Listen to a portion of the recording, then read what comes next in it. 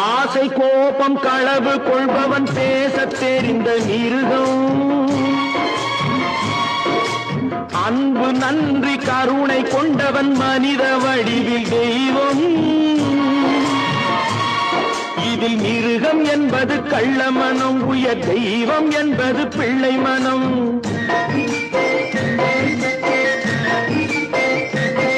இந்த 6 கட்டளை அறிந்த மனது ஆண்டவன் வாழும் வெள்ளை மனம், ஆண்டவன் வாழும் வெள்ளை மனம்.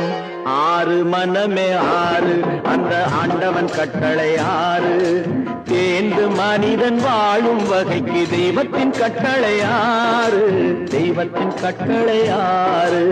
6 மனமே 6, அந்த ஆண்டவன் கட்டளை 6.